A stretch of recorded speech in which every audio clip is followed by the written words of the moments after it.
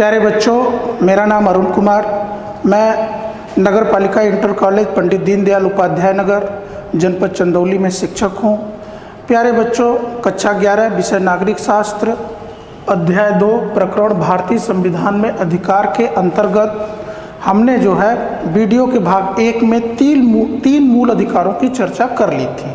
समानता का अधिकार, स्वतंत्रता का अधिकार तथा शोषण के विरुद्ध अधिकार। अब हम जो शेष 3 मूल अधिकार बचे हैं, धार्मिक स्वतंत्रता का अधिकार, इसके बाद संस्कृति एवं शिक्षा संबंधी अधिकार तथा संवैधानिक उपचारों का अधिकार, इसकी चर्चा हम करेंगे।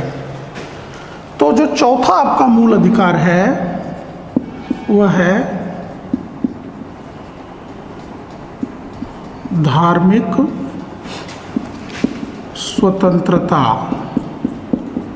धार्मिक स्वतंत्रता का अधिकार। धार्मिक स्वतंत्रता का अधिकार ये अनुच्छेद 25 से 28 तक में वर्णित किए गए हैं। धार्मिक स्वतंत्रता का अधिकार अनुच्छेद 25 से 28 तक में वर्णित किए गए हैं। प्यारे बच्चों, आप जानते हैं, पूर्व के अध्याय में आप पढ़े हैं, भारतीय संविधान की प्रस्तावना देखे होंगे आप। भारत एक पंथ निरपेक्ष राज्य है। पंथ निरपेक्षता का मतलब ये होता है कि पंथ निरपेक्ष राज्य व्यक्ति व्यक्ति का संबंध कैसे हो, कैसा हो, उस पर अपना संबंध रखता है। ये ईश्वर और व्यक्ति का संबंध कैसा है उससे नहीं। इसलिए भारतीय संविधान ने भारत में प्रत्येक व्यक्ति को अपनी इच्छा अनुसार अनुच्छेद 25 में अंतःकरण धर्म को अबाध रूप से मानने तथा उसके प्रचार प्रसार की स्वतंत्रता प्रदान की है। अनुच्छेद 26 में धर्म के लिए जो धार्मिक संस्थाएं स्थापित की जाती हैं, धर्म से रिलेटेड, धर्म से संबंधित जो भी, चाहे वो मंदिर हो, मस्जिद हो, गुरुद्वारा हो इत्यादि, स्थापित करने का अनुच्छेद 26 अधिकार देता है। अनुच्छेद 27 जो धार्मिक कार्यों के लिए जो पैसे खर्च किए जाएंगे वो कर से मुक्त है, उस पर कोई टैक्स नहीं लगेगा। अनुच्छेद 28 है शिक्षण संस्थाओं में धार्मिक शिक्षा देने का अधिकार। तो इस पर पहले प्रतिबंध ये लगाया गया है कि अगर शिक्षण संस्था राज्य के निधि से संचालित हो रही है तो उसमें किसी भी प्रकार की धार्मिक शिक्षा नहीं दी जाएगी, पहली चीज़। दूसरी चीज़, अगर बच्चा अवयस्क है तो उसके संरक्षक के अनुमति के बगैर उसको धार्मिक शिक्षा नहीं दी जा सकती है। लेकिन अगर वो शिक्षण संस्था किसी ट्रस्ट की है तो उसमें धार्मिक शिक्षा दी जा सकती है। ये हो गया आपका धार्मिक स्वतंत्रता का अधिकार। इसके बाद 5वां जो आपका मूल अधिकार है वह है संस्कृति एवं शिक्षा संबंधी, संस्कृति एवं शिक्षा संबंधी अधिकार। ये है अनुच्छेद 29 और 30 में। अनुच्छेद 29, अनुच्छेद 29 अल्पसंख्यकों को यह अधिकार देता है कि वह अपनी भाषा, लिपि, संस्कृति की रक्षा कर सकते हैं। अनुच्छेद 30, अनुच्छेद 30 में अल्पसंख्यकों को शिक्षण संस्थाओं को स्थापित करने का अधिकार प्रदान किया गया है।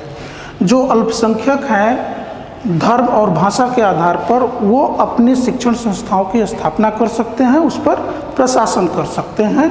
यह अनुच्छेद 30 उनको अधिकार प्रदान करता है। इसके बाद जो 6वां मूल अधिकार है, बहुत ही मोस्ट इम्पॉर्टेंट मूल अधिकार है, 6वां है संवैधानिक संवैधानिक उपचारों, संवैधानिक उपचारों का अधिकार।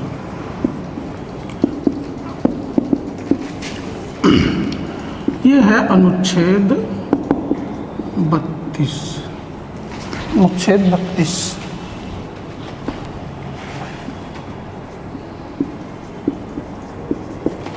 अनुच्छेद 32 इस अधिकार में ये जो उपचारों वाला देख रहे हैं सब, ये उपचार से निकला है। जैसे एग्जाम्पल के तौर पर अगर कोई बीमार पड़ता है तो उपचार के लिए किसके पास जाता है?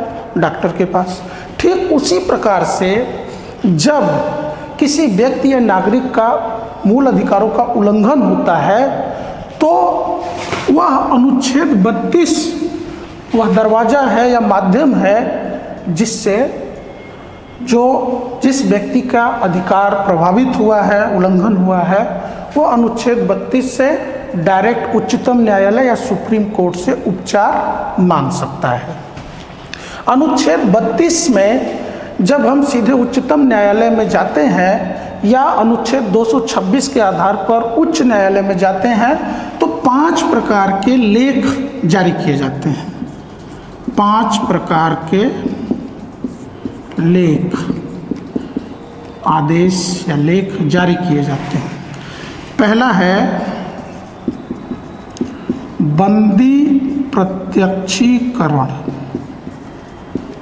बंदी प्रत्यक्षीकरण लेख। यह लेख तब जारी किया जाता है जब किसी व्यक्ति को अवैध रूप से गिरफ्तार कर लिया जाता है। तब न्यायालय इस लेख में यह आदेश जारी करता है कि उस व्यक्ति को तत्काल हमारे सामने प्रत्यक्ष रूप से प्रकट करो। प्रत्यक्षीकरण मतलब प्रत्यक्ष शब्द से निकला है, उसको प्रत्यक्ष रूप से हमारे सामने लाओ। जांच करके हम देखेंगे कि वह उसकी गिरफ्तारी वैध है या अवैध है। अगर अवैध है तो उसको तत्काल रिहा करने का उच्चतम न्यायालय या उच्च न्यायालय आदेश देता है। इसके बाद दूसरा है परमादेश।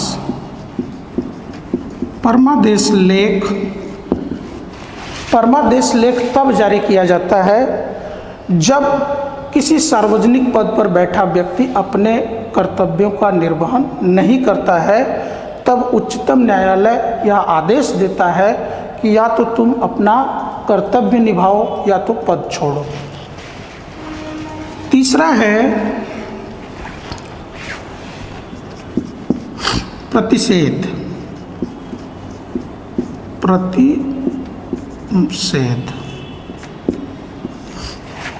प्रतिषेध लेख तब जारी किया जाता है जब कोई अधीनस्थ न्यायालय किसी ऐसे मामले की सुनवाई कर रहा होता है जो उसके क्षेत्राधिकार में नहीं है।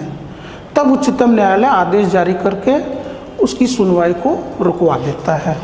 चौथा है उत्प्रेषण। उत्प्रेषण लेख तब जारी किया जाता है जब अधीनस्थ न्यायालय किसी ऐसे मामले में निर्णय दे चुका होता है जो उसके क्षेत्राधिकार में नहीं था। प्रतिषेध और उत्प्रेषण में अंतर यह है कि इसमें अधीनस्थ न्यायालय में मामले की सुनवाई चल रही होती है या लंबित होती है, जबकि उत्प्रेषण में अधीनस्थ न्यायालय उस मामले का निर्णय दे चुका होता है। इसके बाद पांचवा है अधिकार परीक्षा। अधिकार परीक्षा। अधिकार परीक्षा लेख तब जारी किया जाता है जब कोई व्यक्ति किसी पद को अवैध रूप से प्राप्त कर लेता है। तब न्यायालय उससे पूछता है कि किस अधिकार से तुम इस पद पर बैठे हो। ये हो गया संवैधानिक उपचारों का अधिकार। संवैधानिक उपचारों का अधिकार इतना महत्वपूर्ण है कि डॉक्टर अंबेडकर ने अनुच्छेद 32 को संविधान की आत्मा कहा था। ये हो गए आपके मूल अधिकारों की चर्चा। कौन कौन से मूल अधिकार आपने देखा? समानता का अधिकार, स्वतंत्रता का अधिकार, शोषण के विरुद्ध अधिकार, धार्मिक स्वतंत्रता का अधिकार, संस्कृति एवं शिक्षा संबंधी अधिकार तथा संवैधानिक उपचारों का अधिकार। इसमें एक और टॉपिक पर हम लोग चर्चा कर लें, वो टॉपिक है भारत में मानवाधिकार संरक्षण। भारत में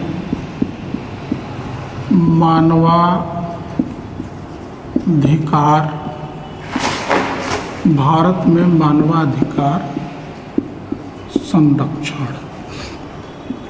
भारत में मानवाधिकार संरक्षण, यानी अपने देश में मानवाधिकार है उसका संरक्षण कैसे किया जाता है। इससे पहले आपको ये समझना जरूरी है कि मानवाधिकार किसे कहते हैं, मानवाधिकार क्या है। मानवाधिकार वे अधिकार होते हैं जो मनुष्य को मनुष्य होने के नाते प्राप्त होते हैं। ये ऐसे अधिकार होते हैं जो मनुष्य पैदा होकर प्राप्त कर लेता है, पैदा होते ही ये सब अधिकार उसको प्राप्त हो जाते हैं। अर्थात मानवाधिकार वे अधिकार होते हैं जो मनुष्य को मनुष्य होने के नाते प्राप्त होते हैं। कभी कभी पूछ लिया जाता है कि मानवाधिकार और मौलिक अधिकार में क्या अंतर है। तो मानवाधिकार, एक अंतर तो आप परिभाषा के आधार पर निकाल लेंगे कि मानवाधिकार वे अधिकार होते हैं जो मनुष्य को मनुष्य होने के नाते प्राप्त होते हैं, जबकि मौलिक अधिकार किसी देश का नागरिक होने के नाते प्राप्त होते हैं।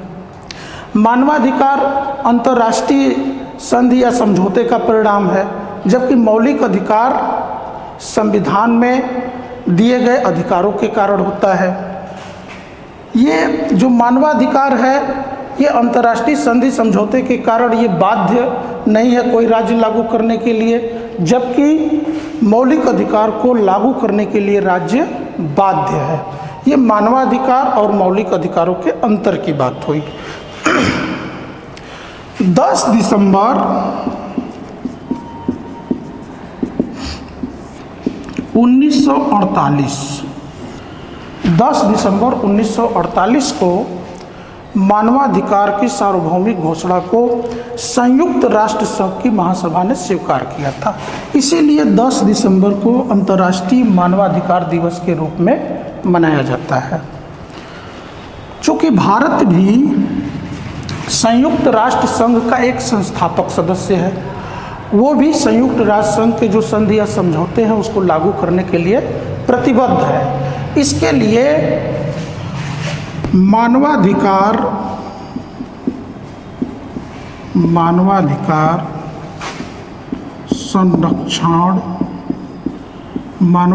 संरक्षण अधिनियम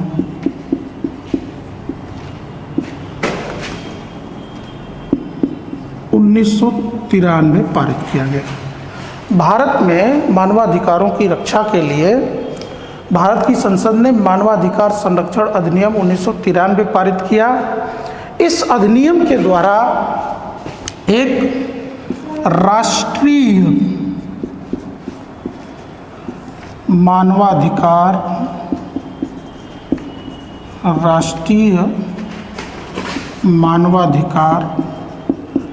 आयोग, राष्ट्रीय मानवाधिकार आयोग का गठन किया गया। राष्ट्रीय मानवाधिकार आयोग का गठन कैसे होता है? राष्ट्रीय मानवाधिकार का जो गठन है इसके लिए इसमें एक अध्यक्ष तथा 8 सदस्य होते हैं। राष्ट्रीय मानवाधिकार आयोग का जो गठन होता है उसमें एक अध्यक्ष तथा 8 सदस्य होते हैं। राष्ट्रीय मानवाधिकार आयोग, राष्ट्रीय मानवाधिकार आयोग के अध्यक्ष की नियुक्ति उच्चतम न्यायालय के सेवानिवृत्त मुख्य न्यायाधीश की होती है। यानी राष्ट्रीय मानवाधिकार आयोग के अध्यक्ष की नियुक्ति उच्चतम न्यायालय के मुख्य न्यायाधीश जो सेवानिवृत्त होते हैं उनकी नियुक्ति की जाती है। इसके बाद सदस्य उच्चतम न्यायालय का सेवारत या सेवानिवृत्त न्यायाधीश। दूसरा सदस्य उच्च न्यायालय का मुख्य न्यायमूर्ति सेवारत या सेवानिवृत्त। इसके बाद दो ऐसे सदस्यों की नियुक्ति की जाती है जिनको मानवाधिकार संरक्षण के विषय में विशेष ज्ञान हो, तथा 4 सदस्य इसके पदेन सदस्य होते हैं। वो 4 कौन कौन से होते हैं?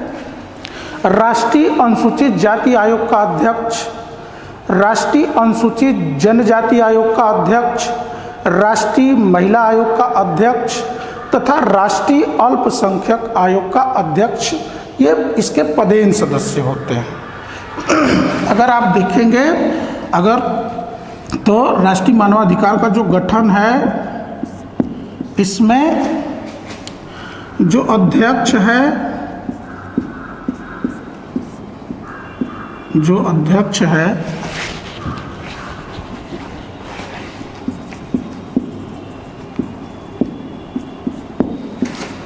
उच्चतम न्यायालय का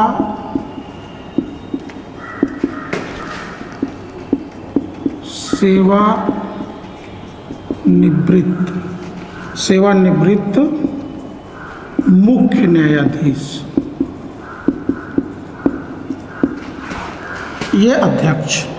फिर सदस्य उच्चतम न्यायालय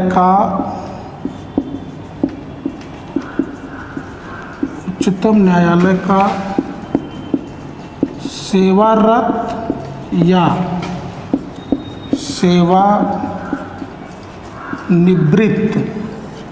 न्यायाधीश।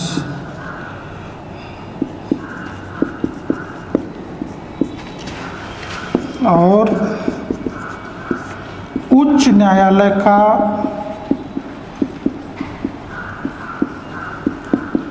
सेवारत या सेवानिवृत्त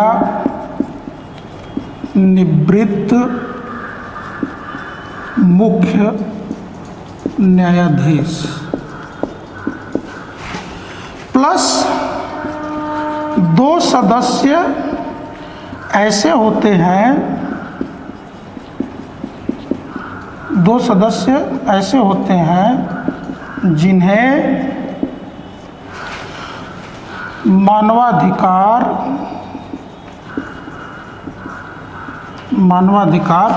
संरक्षण के विषय में विशेष ज्ञान हो। और शेष 4 पदेन सदस्य हैं, आप तो जानते ही हैं। शेष जो 4 पदेन सदस्य हैं, हम आपको पहले भी बता चुके हैं। जो पदेन सदस्य हैं उसमें राष्ट्रीय अनुसूचित जाति आयोग का अध्यक्ष, राष्ट्रीय अनुसूचित जनजाति आयोग का अध्यक्ष, राष्ट्रीय महिला आयोग का अध्यक्ष तथा राष्ट्रीय अल्पसंख्यक आयोग का अध्यक्ष इसके पदेन सदस्य होते हैं। ये राष्ट्रीय मानवाधिकार आयोग का गठन हो गया।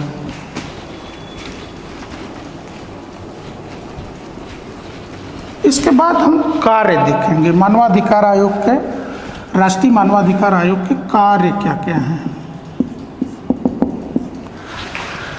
राष्ट्रीय मानवाधिकार आयोग अपना कार्य 2 तरीके से कर सकता है। पीड़ित के प्रार्थना पत्र पर या स्वमोटो या स्वतः संज्ञान लेकर। जब इसको किसी घटना की जानकारी होती है मानवाधिकार संरक्षण, मानवाधिकार उल्लंघन से संबंधित, तो ये क्या करता है, मौके पर पहुंच करके उसकी जांच करता है। पहली बात कि घटना स्थल की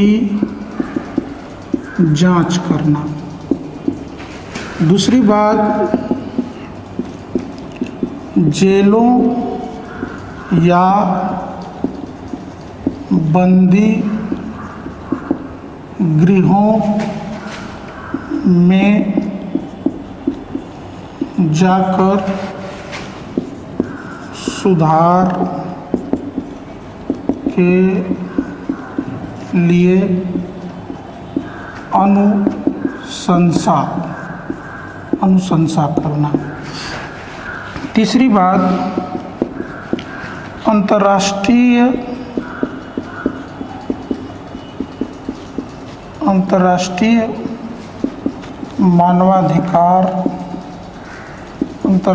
मानवाधिकार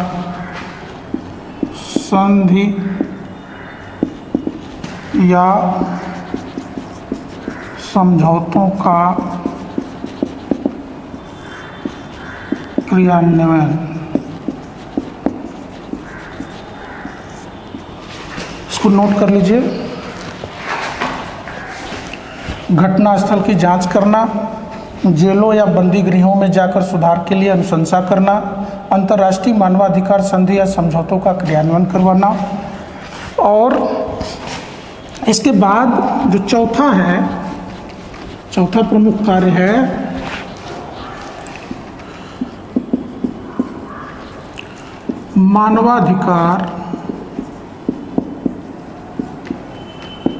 मानवाधिकारों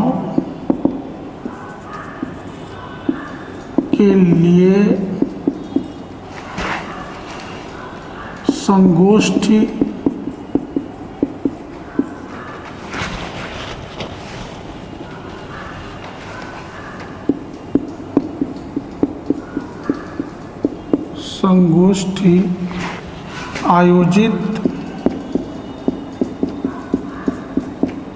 आयोजित कराकर जन जागरूकता फैलाना। और पांचवा है मानवाधिकारों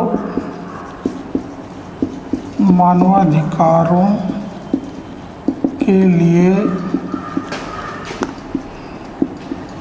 कार्य कर रहे गैर सरकारी संगठनों की सहायता करना। ये सब प्रमुख कार्य हैं राष्ट्रीय मानवाधिकार आयोग के। इसको नोट कर लें आप।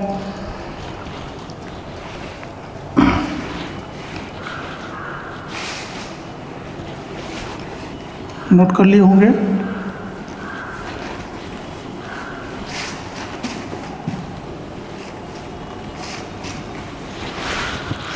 राष्ट्रीय मानवाधिकार के अध्यक्ष एवं सदस्यों का कार्यकाल 5 वर्ष के लिए होता है और 70 वर्ष की आयु तक।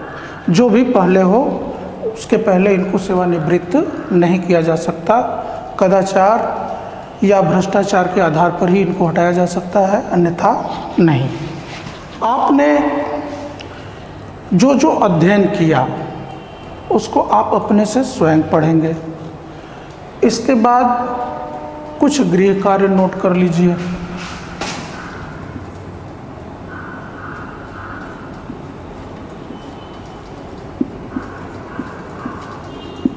गृह कार्य, इसमें हम आपको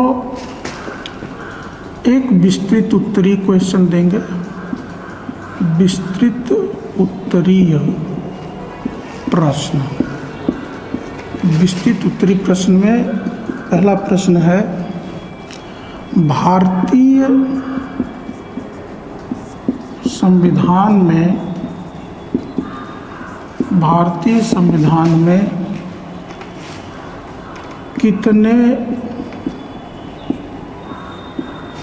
मूल अधिकार प्रदान किए गए हैं। भारतीय संविधान में कितने मूल अधिकार प्रदान किए गए हैं? विस्तृत प्रश्न है, इसको अपने से लिखने का प्रयास करिएगा। हम आपको 2 अति लघु उत्तरीय प्रश्न भी दे देते हैं। अति लघु उत्तरीय,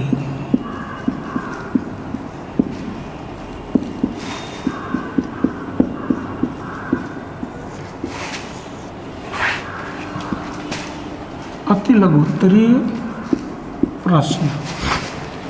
अति लघुत्तरीय प्रश्न। इसमें पहला प्रश्न है, किस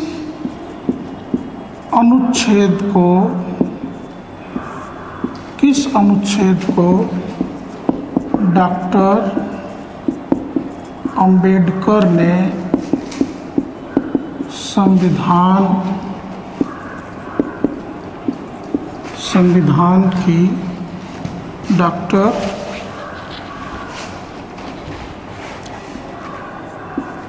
अंबेडकर ने संविधान की आत्मा कहा था। दूसरा प्रश्न है, मौलिक